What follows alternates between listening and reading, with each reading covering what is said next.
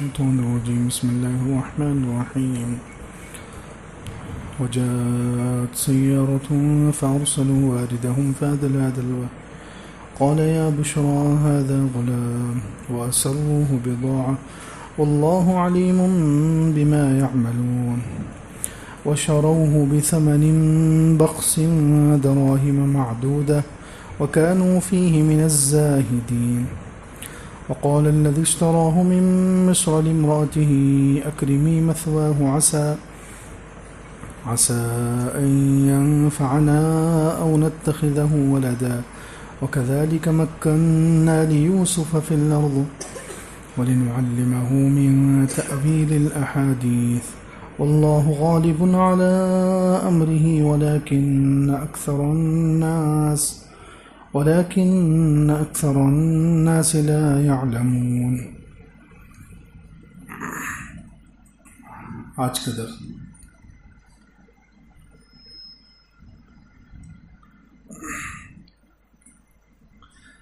درس سورہ یوسف کی آیت نمبر 19 سے شروع ہو رہا ہے. اللہ رب العزت فرماتے ہیں وجاءت سیارۃ فارسلوا واردہم فادلی دلوہ.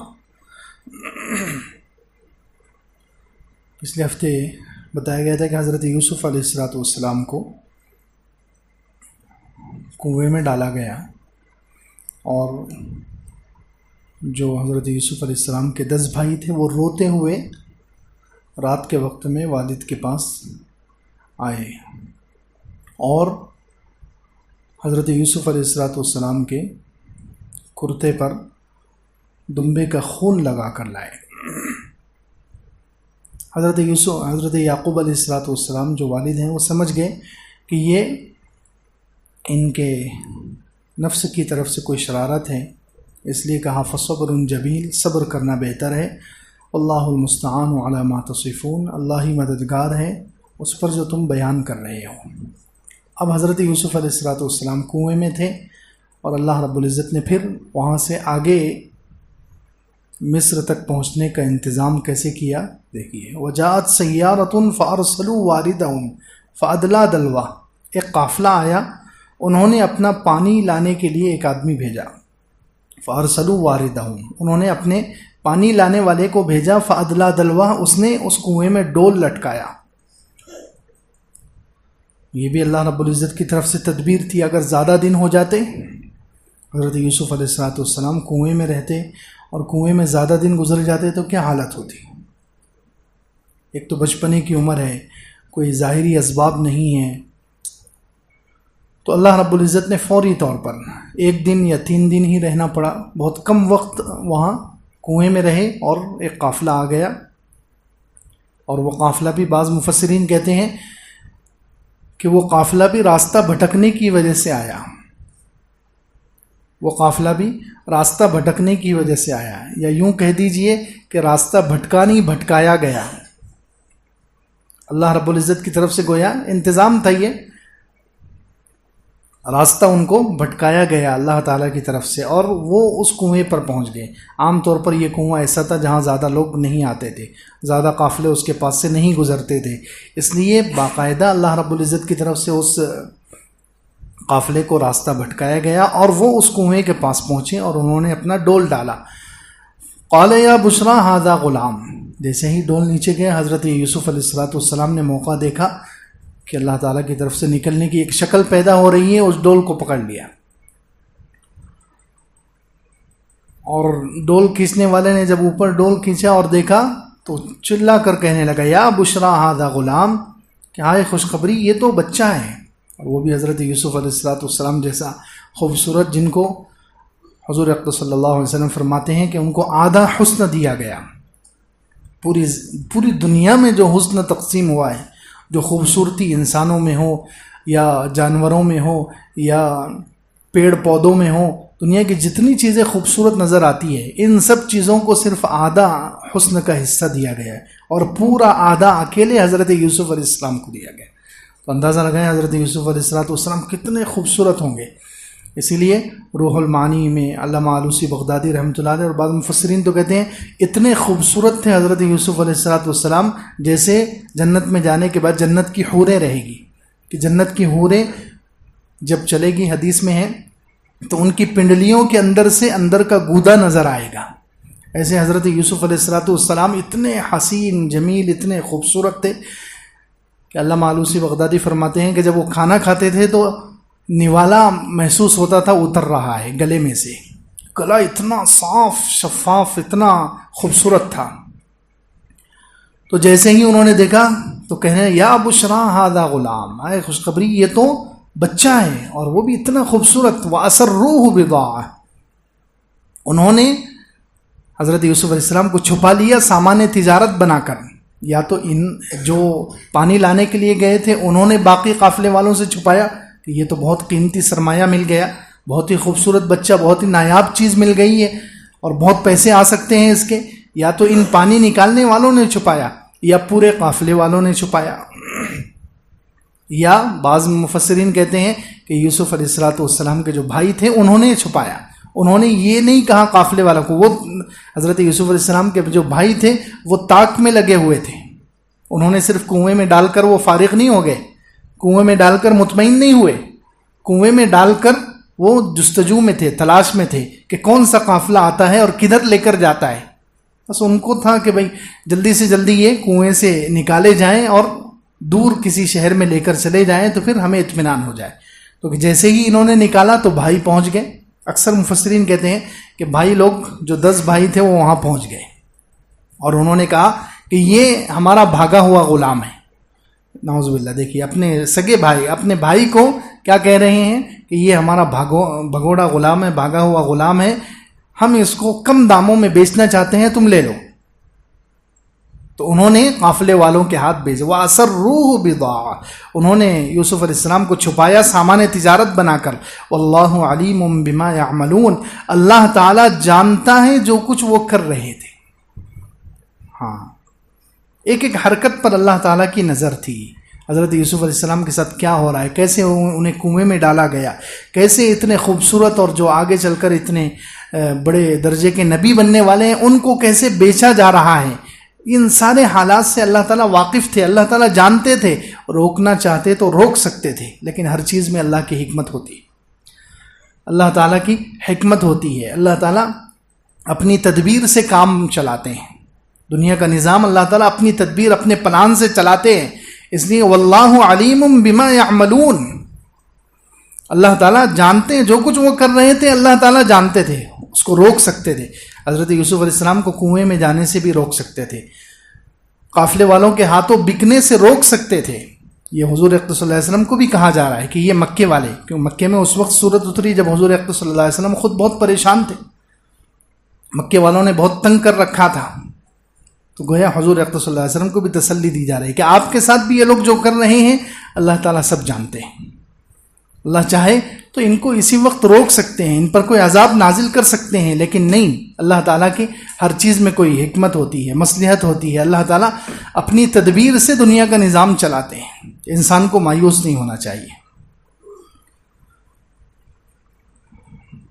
واللہ علیم بما یعملون وشروہ بثمن بخس دراہم معدودہ، انہوں نے بیچ دیا ایک چند کھوٹے سکے، چند درہموں کے بدلے میں، جو کھوٹے تھے 20 22 یا 40، 3 روایتیں ملتی ہیں، 20 یا 22 یا 40، اتنے درہموں میں حضرت یوسف علیہ السلام کو اتنے خوبصورت اور اتنے خوب سیرت، اتنے باکردار، اتنے پاکیزہ، اتنے اونچے درجے کے نبی، اتنا بڑا مقام جن کا اللہ رب العزت کے پاس ہے، لیکن اب ظاہر سی بات ہے ان کے مقابلے میں تو 20 22 درہم کیا ہے، کھوٹے سکے ہی کہلائیں گے۔ وشروہ، انہوں نے بیچ دیا، بثمن بخس، چند کھوٹے سکوں کے بدلے میں، دراہم معدودہ، گنے چنے درہم،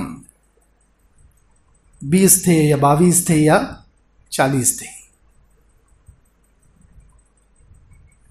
حضرت مولانا اشرف علی تھانوی رحمۃ اللہ علیہ لکھتے ہیں کہ یہاں پر بھائی لوگ ان کو، حضرت یوسف علیہ السلام کے ساتھ بھائی کیا کر رہے ہیں، بھائی لوگ ان کو بے وطن بنا رہے تھے، بھائی ان کو بے وطن بنا رہے تھے، قافلے والے ان کو ذریعہ سمن بنا رہے تھے، اور اللہ رب العزت انہیں شاہ زمن بنا رہے تھے۔ بھائی انہیں بے وطن کر رہے تھے اور قافلے والے ذریعہ سمن بنا رہے تھے، پیسوں کا ذریعہ بنا رہے، ذریعہ سمن بنا رہے تھے، اور اللہ رب العزت شاہ زمن بنا رہے تھے۔ یہ انسان کو اللہ رب العزت سے مایوس نہیں ہونا چاہیے۔ ظاہر میں دیکھا حضرت یوسف علیہ السلام جیسا مقدس نبی، جیسا مقدس انسان جو ہے بیچا جا رہا ہے، لیکن حضرت یوسف علیہ السلام مطمئن ہے، پریشان نہیں ہوئے، کیونکہ معلوم ہے یہ کہیں بک جانا اور چند داموں میں بک جانا اور غلام بن جانا اور گھر سے بے گھر ہو جانا، وطن سے بے وطن ہو جانا، یہ اصل ذلت نہیں ہے، یہ اصل پریشانی کی بات نہیں ہے۔ اصل پریشانی کی بات یہ ہے کہ انسان اللہ کو نہ مانے، اصل پریشانی کی بات یہ ہے کہ انسان اللہ کی نافرمانی کرے، اصل پریشانی کی بات یہ ہے کہ انسان شیطان کا غلام بن جائے۔ اصل ذلت یہ ہے، یہ کوئی ذلت نہیں ہے کہ انسان کی قیمت لگائی جائے، اس کو بے گھر کر دیا جائے، اس کو بے وطن کر دیا جائے۔ اگر انسان سچے دین پر ہے، اللہ تعالیٰ کو وہ راضی کر رہا ہے، تو پھر اس کو فکر کرنے کی ضرورت نہیں، اس کو پریشان ہونے کی ضرورت نہیں۔ اللہ رب العزت ایک نہ ایک دن حالات کو بدلیں گے، اللہ رب العزت حالات کو صحیح کر دیں گے۔ وَشَرَوْهُ بِثَمَنٍ بَخْسٍ، انہوں نے بیچ دیا چند کھوٹے سکوں کے بدلے میں، چند درہموں کے بدلے میں۔ وَكَانُوا فِيهِ مِنَ الزَّاهِدِينَ، اور وہ حضرت یوسف علیہ السلام کے بارے میں بے رخی کر رہے، بے رغبت تھے۔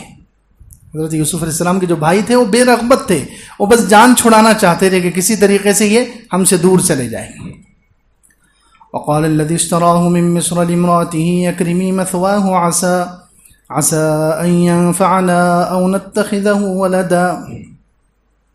اب یہاں تو بھائیوں نے چند کھوٹے سکوں کے درہم چند کھوٹے سکوں کے بدلے میں بیچ دیا، لیکن مصر میں مفسرین کہتے ہیں کہ وہاں تو حضرت یوسف علیہ السلام کو اچھی قیمت میں عزیز مصر نے خریدا، 20 دینار، یہاں 20 درہم کے بدلے میں بیچا گیا، لیکن وہاں کیونکہ خریدنے والا عزیز مصر ہے، مصر کا وزیر خزانہ تھا یا مصر کا وزیر اعظم تھا، خیر سب سے بڑا وزیر تھا وہ، اس نے حضرت یوسف علیہ السلام کو مصر کے بازار میں خریدا اور 20 دینار دیے، 20 سونے کے سکے اور 2 جوڑے اور 2 جوتی کے جوڑے، یہ سامان دے کر اس نے حضرت یوسف علیہ السلام کو خریدا۔ اب دیکھیں اللہ رب العزت کی طرف سے کیسا حضرت یوسف علیہ السلام کے لیے انتظام کیا جا رہا ہے۔ حضرت یوسف علیہ السلام اپنے والد سے جدا ہو گئے، حضرت یعقوب علیہ السلام، حضرت یعقوب علیہ السلام کی شفقت، ان کی محبت، ان کا پیار، ان کی تربیت سے دور ہو گئے، تو اللہ رب العزت نے حضرت یعقوب علیہ السلام کی جگہ ظاہری تربیت کے لیے، جسمانی تربیت اور جسمانی پرورش کے لیے عزیز مصر کو کھڑا کیا۔ حضرت یعقوب علیہ السلام جیسی شفقت اور محبت کا اظہار کرتے تھے، تو حضرت یعقوب علیہ السلام کی جگہ پر اللہ رب العزت نے ظاہری جسمانی پرورش کے لیے، جسمانی تربیت کے لیے عزیز مصر کو کھڑا کیا، اور روحانی تربیت کے لیے جو حضرت یعقوب علیہ السلام روحانی تربیت کرتے تھے، جو حضرت یعقوب علیہ السلام میں علم ان کو سکھاتے تھے، اس کی جگہ پر خود اللہ نے ذمہ داری لے لی۔ وَلِنُعَلِّمَهُ مِن تَأْوِيلِ الْأَحَادِيثِ، سبحان اللہ، کیسا بدلہ دیا ہے۔ ظاہری تربیت کے لیے حضرت یعقوب علیہ السلام کی جگہ عزیز مصر کو کھڑا کر دیا، اور باطنی روحانی تربیت کے لیے، علم دینے کے لیے اللہ رب العزت نے خود علم کی اور روحانی تربیت کی ذمہ داری خود اٹھا دی۔ کتنی بہترین ذمہ داری اٹھائی۔ اب ظاہر سی بات ہے حضرت یعقوب علیہ السلام سے تو روحانی تربیت اللہ تعالیٰ ہی بہتر کر سکتے ہیں، اللہ تعالیٰ ہی زیادہ اچھی کر سکتے ہیں۔ تو حضرت یوسف علیہ السلام کو عزیز مصر نے خریدا۔ وقال الذي اشتراه من مصر لامرأته اکرمی مثواه، اب یہاں حضرت یوسف علیہ السلام کو بیچا گیا، عزیز مصر نے ان کو خریدا۔ اللہ رب العزت نے بھی ہم تمام ایمان والوں کی جان اور مال کو خریدا ہے جنت کے بدلے میں۔ ان اللہ اشتری من المؤمنین انفسهم واموالهم بان لهم الجنہ، اللہ رب العزت نے تمام ایمان والوں کے جان اور مال کو جنت کے بدلے میں خریدا ہے۔ اب دیکھیں جنت بھی اللہ کی اور ہم بھی اللہ کے، جنت بھی اللہ کی اور ایمان والوں کے نفس بھی، جانیں بھی اللہ کی۔ تو اللہ تعالیٰ نے یہ نہیں کہا کہ میں نے جنت کو بیچا ہے، جنت کو بیچا ہے ایمان والوں کی جان کے بدلے میں نہیں، ایمان والوں کے نفوس اور جانوں کو خریدا ہے جنت کے بدلے میں، خریدا. کیونکہ بیچنے میں عام طور پر جو آدمی بیچتا ہے وہ یا تو مجبوری کی ضرورت کی وجہ سے بیچتا ہے یا مال کے لالچ میں بیچتا ہے. بیچنے والا جب بیچے گا تو یا تو اس کو ضرورت ہے، اس کو خود بھوک لگی ہوئی ہے، اس کو کپڑوں کی ضرورت ہے، اس کو کسی چیز کی ضرورت ہے تو وہ اپنی چیز بیچتا ہے.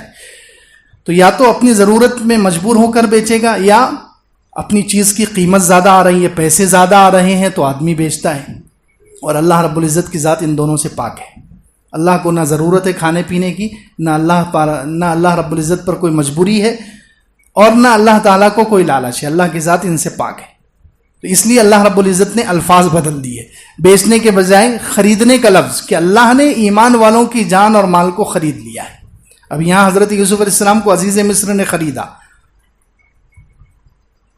اب عزیز مصر نے خرید کر حضرت یوسف علیہ السلام کو عزت دی. اکرمی مثوا، خریدنے کے بعد اپنی بیوی سے کہا کہ ان کو اچھا، ان کی عزت کرنا، ان کو ٹھکانہ اچھا دینا، کھانا پینا، لباس، مکان، رہنے کے لیے ساری چیزیں ان کو اچھی دینا.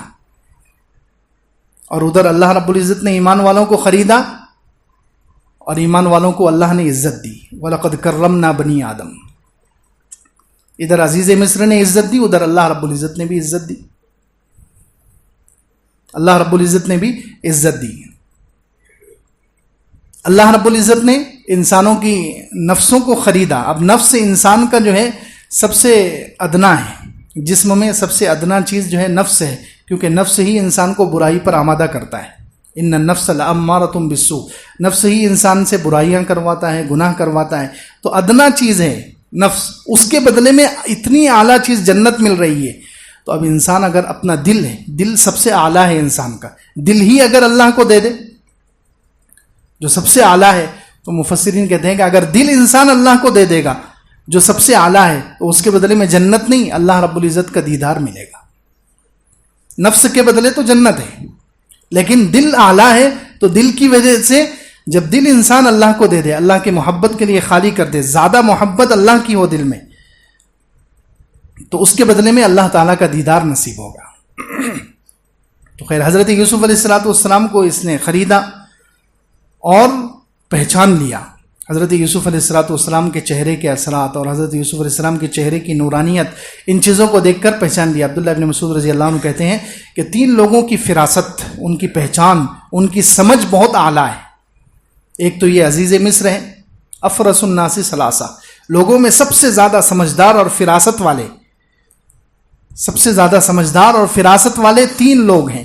ایک تو یہ عزیز مصر، حضرت یوسف علیہ السلام کو دیکھ کر اس نے پہچان لیا اور اپنی بیوی کو کہا کہ ان کو اچھے سے رکھنا، عسیٰ ان ینفعنا، ہو سکتا ہے یہ ہمیں نفع پہنچائے یا ہم آگے چل کر ان کو بیٹا بنا لیں گے، کیونکہ وہ بانجھ تھے، ان کو اولاد نہیں تھی عزیز مصر کو. دوسرے فراست میں کون ہے؟ حضرت شعیب علیہ السلام کی بیٹی. 20ویں پارے میں ان کا واقعہ ہے کہ حضرت موسیٰ علیہ السلام مدین گئے اور وہاں جا کر 2 لڑکیاں کھڑی ہوئی تھیں، ان کے جانوروں کو حضرت موسیٰ علیہ السلام نے پانی پلایا. اب وہ جب گھر گئی تو وہ حضرت شعیب علیہ السلام تھے یا کوئی نیک صالح آدمی تھے، ان کی بیٹیوں میں سے ایک بیٹی نے کہا یا ابت استاجرہ ان خیر من استاجرت القوی الامین، اے ابا جان ان کو اجرت پر رکھ لیجئے، یہ طاقتور بھی ہے اور امانت دار بھی ہے. اب اس لڑکی کی بھی فراست دیکھیے، اس لڑکی نے حضرت موسیٰ علیہ السلام کو دیکھ کر پہچان لیا کہ یہ طاقتور بھی ہے، امانت دار بھی ہے. اتنی فراست اور اتنی سمجھ تھی اس لڑکی کے اندر.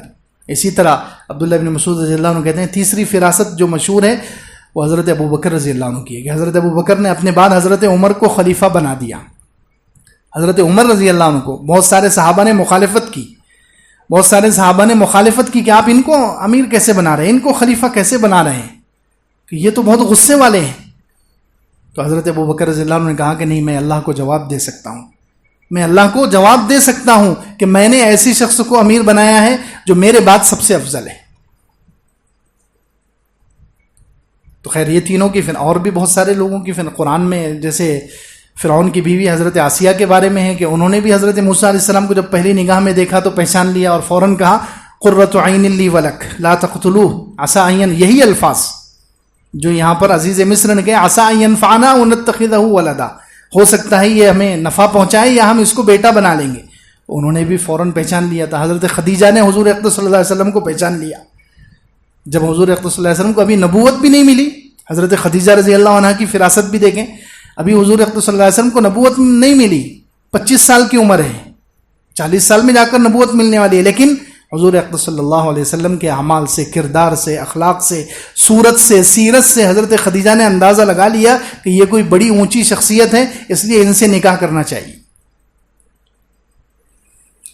تو خیر فرمایا وقال الذی اشتراہ من مصر لامرأته اکرمی مثواہ, اس شخص نے کہا مصر کے اس آدمی نے جس نے حضرت یوسف علیہ السلام کو خریدا اپنی بیوی سے, اکرمی مثواہ, ان کو اچھا ٹھکانہ دو, اچھا کھانا پینا, اچھا لباس, اچھی رہنے کی جگہ. عسیٰ ان ینفعنا او نتخذہ ولدا, ہو سکتا ہے یہ ہمیں نفع پہنچائے یا ہم اس کو بیٹا بنا لیں گے. وکذالک مکننا لیوسف فی الارض, اسی طرح ہم نے یوسف علیہ السلام کو زمین میں ٹھکانہ دیا. اللہ رب العزت ایک یہاں پر ضابطہ اور ایک قانون بتا رہے ہیں, اور بڑا عجیب قانون ہے. بعض مرتبہ ایسا ہوتا ہے انسان کی عاجزی کی جب انتہا ہو جاتی ہے, انسان کی بے بسی کی انتہا ہو جاتی ہے, جب انسان بعض مرتبہ بہت بے بس ہو جاتا ہے, بہت عاجز ہو جاتا ہے, انسان کی عاجزی اور بے بسی کی انتہا ہوتی ہے, وہاں سے اللہ رب العزت انسان کو عروج اور ترقی دینا شروع کرتے ہیں. تمکین, وکذالک مکننا. اب حضرت یوسف علیہ السلام جب گھر میں تھے, والد صاحب کے پاس تھے, حضرت یعقوب علیہ السلام کے پاس تھے, گھر میں تھے, بھائیوں کے بیچ میں تھے, جب یہ لفظ نہیں آیا, جب اللہ نے نہیں کہا مکننا لیوسف فی الارض, ہم نے یوسف کو ٹھکانہ دے دیا, ہم نے یوسف کو تمکین دے دی, زمین پر غلبہ دینا شروع کر دیا, قوت دے دی, جب سارے اسباب موجود تھے, سارے وسائل موجود تھے, حضرت یوسف علیہ السلام اچھی جگہ میں تھے, لیکن جب یہ لفظ نہیں آیا, جب حضرت یوسف علیہ السلام کنویں میں ڈالے گئے, وہاں سے چند کھوٹے سکوں کے بدلے بیچے گئے, وہاں سے پھر مصر کے بازار میں بیچے گئے, اور وہاں سے غلام بنا کر ایک گھر میں آ گئے, اب بے بسی پر بے بسی, بے بسی پر بے بسی, اب عاجزی کی انتہا ہو گئی. اب اللہ رب العزت کہہ رہے ہیں وَكَذَلِكَ مَكَّنَّا لِيُوسُفَ فِي الْأَرْضِ, اسی طرح ہم نے یوسف علیہ السلام کو ٹھکانہ دیا, ہم نے جما دیا مصر میں حضرت یوسف علیہ السلام کو. اللہ رب العزت کی یہ سنت ہے. بعض مرتبہ کوئی قوم یا کوئی شخص جب بے بسی کے آخری درجے پر پہنچ جاتا ہے, وہاں سے اللہ رب العزت اس کو اٹھاتے ہیں. بنی اسرائیل کے بارے میں بھی ہے 20ویں پارے میں بنی اسرائیل کو اللہ رب العزت نے حضرت موسیٰ علیہ السلام کے زمانے میں جو عروج دیا, تو اس کا تذکرہ اللہ رب العزت نے انہی الفاظ میں کیا ہے, ان فرعون علا فی الارض وجعل اہلہا شیعا یستضعف طائفة منہم یذبح ابناءہم ویستحیی نساءہم انہو کان من المفسدین, کہ فرعون بہت متکبر ہو گیا تھا, بہت ظالم اور سرکش ہو گیا تھا, وہ بنی اسرائیل کے بچوں کو ذبح کر رہا تھا اور ان کی عورتوں کو زندہ چھوڑ رہا تھا. اب بتائیے کتنی بے بسی ہوگی بنی اسرائیل کی, کہ ان کے بچوں کو ان کے سامنے ذبح کیا جا رہا ہے, لیکن وہ کچھ کر نہیں پا رہے. ان کی عورتوں کے ساتھ زیادتی ہوتی ہے, ان کے عورتوں کے ساتھ ہر قسم کی زیادتی ہوتی تھی, لیکن وہ بے بس تھے, کچھ نہیں کر سکتے تھے. اب اللہ رب العزت نے آگے وہاں سے بنی اسرائیل کے عروج کا اور ان کی ترقی کا تذکرہ کیا ہے, کہ ہم نے اب ارادہ کر لیا کہ ان بنی اسرائیل کو جو وَنُرِيدُ أَن نَّمُنَّ عَلَى الَّذِينَ اسْتُضْعِفُوا فِي الْأَرْضِ وَنَجْعَلَهُمْ أَئِمَّةً وَنَجْعَلَهُمُ الْوَارِثِينَ. اب ہم نے چاہا, جب فرعون اپنی تکبر اور اپنی سرکشی کے آخری درجے پر پہنچ گیا اور بنی اسرائیل اپنی بے بسی اور کمزوری کے آخری درجے پر پہنچ گئے, اب ہم نے چاہا کہ بنی اسرائیل کو عروج دیں, ہم ان کمزوروں پر احسان کریں.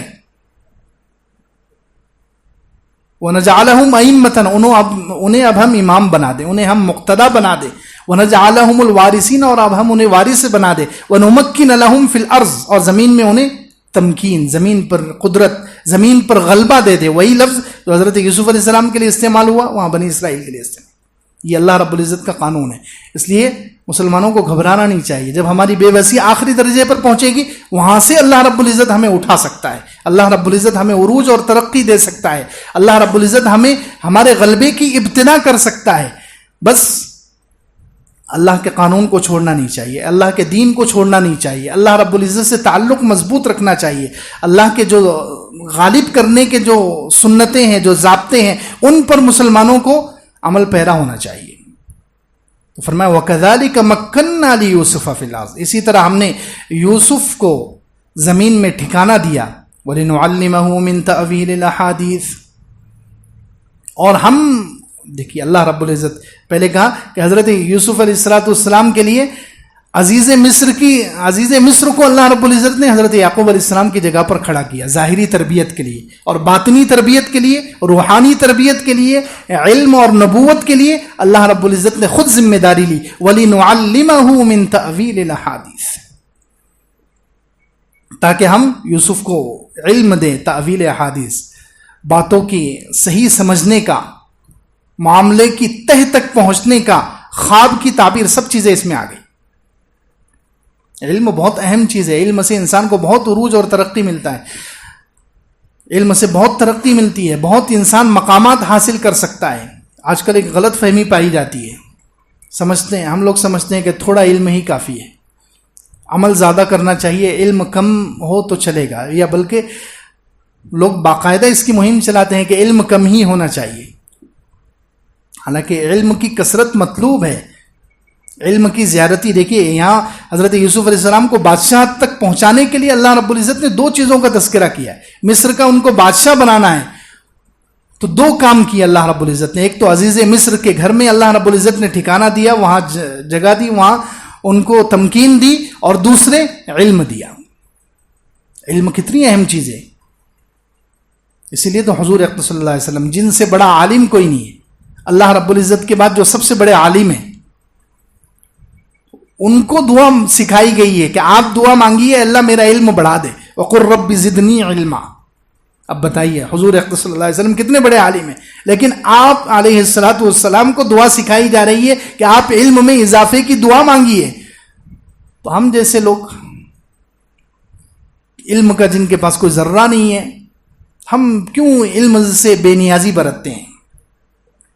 علم کو ہم معمولی سمجھتے ہیں، حقیر سمجھتے ہیں. تو فرمایا وَلِنُعَلِّمَهُ مِن تَأْوِيلِ الْأَحَادِيثِ، تاکہ ہم ان کو سکھائیں باتوں کے سمجھنے کا علم، یا معاملے کو سمجھنے کا علم اور خواب کی تعبیر کا علم.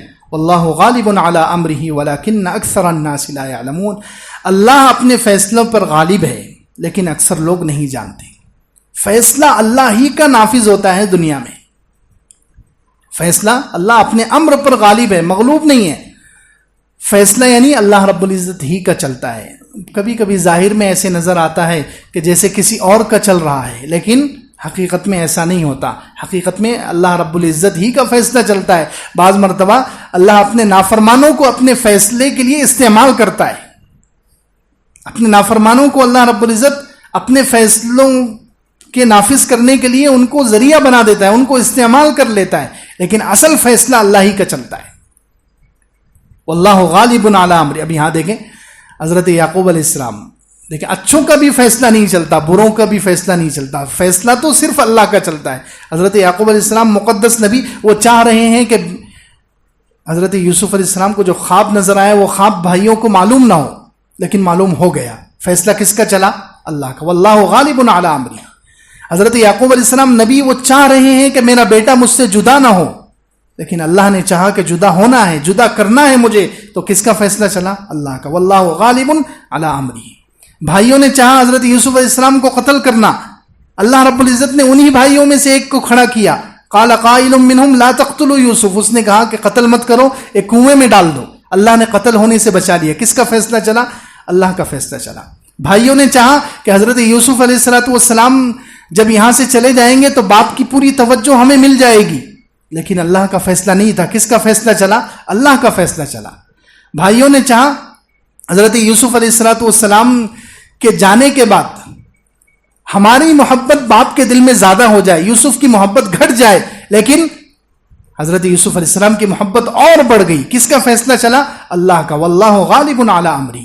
بھائیوں نے حضرت یعقوب علیہ السلام کو والد کو دھوکہ دینا چاہا، رو کر اور قمیص کو خون میں تر کر کے دھوکہ دینا چاہا، لیکن وہ دھوکے میں نہیں آئے. کس کا فیصلہ چلا؟ اللہ کا فیصلہ چلا. واللہ غالب علی امرہ. بھائیوں نے حضرت یوسف علیہ السلام کو کنویں میں ڈال کر اور کم داموں میں بیچ کر ذلیل کرنا چاہا، لیکن فیصلہ کس کا چلا؟ اللہ کا فیصلہ. اللہ رب العزت نے عزیز مصر سے کہلوایا اکرمی مثوا، اس کی عزت کرو، اس کو اچھا ٹھکانہ دو. بھائیوں نے ذلیل کرنا چاہا، اللہ رب العزت نے عزت دی۔ کس کا فیصلہ چلا؟ اللہ کا فیصلہ چلا۔ واللہ غالب علی امرہ۔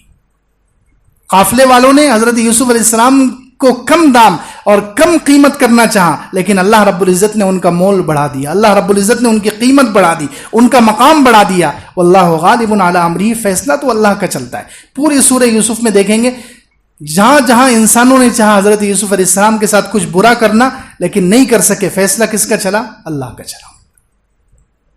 واللہ غالب علی امرہ، ہر انسان کو سوچنا چاہیے کہ فیصلہ تو اللہ کا چلتا ہے، اس لیے کبھی بھی پریشان نہیں ہونا چاہیے، کبھی بھی اپنے آپ کو مجبور اور بے بس نہیں سمجھنا چاہیے، اللہ سے جڑے رہنا چاہیے، اللہ سے تعلق مضبوط رکھنا چاہیے، اللہ سے مانگتے رہنا چاہیے۔ کبھی بھی حالات بدل سکتے ہیں، فیصلہ اللہ کا چلتا ہے۔ جو انسان ہمارے خلاف سازشیں کر رہے ہیں، جو ہمیں نقصان پہنچانے کی تدبیریں کر رہے ہیں، وہ کچھ نہیں کر سکتے اگر اللہ ہمارے ساتھ ہو۔ فیصلہ اللہ کا چلتا ہے۔ واللہ غالب علی امرہ، اللہ اپنے فیصلے پر غالب ہے۔